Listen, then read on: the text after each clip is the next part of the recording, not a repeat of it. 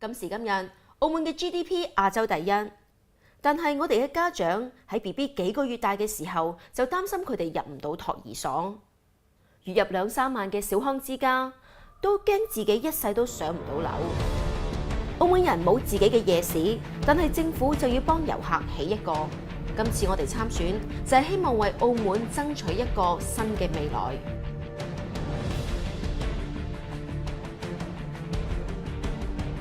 澳門唔只係用嚟做生意同埋返工嘅地方，佢係你同我嘅家。澳門人應該有負擔得起嘅居所。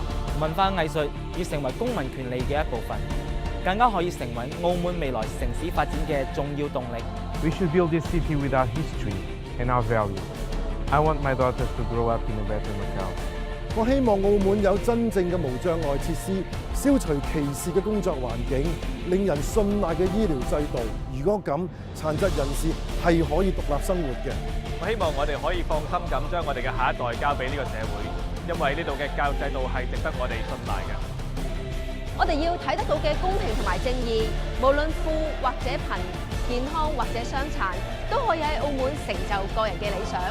未來嘅澳門需要你同我一齊爭氣。我中意澳門，我希望每一個澳門人應該參與社會事務決策。公民參與、行政改革唔係講完就算嘅政府宣傳口號，亦睇得見、摸得到嘅社會現實。我哋要民主法治，而要小圈子政治，投出心中一票，決定澳門未來。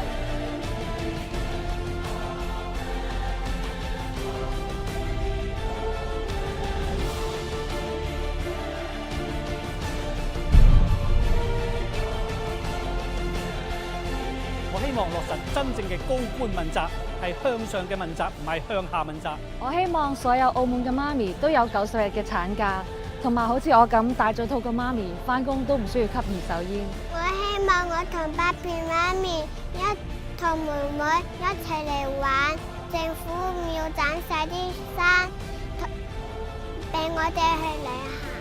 我希望年青人就算一時跌倒，都有機會起身，從頭嚟過。我希望馬上立法保護動物，平等尊重所有生命。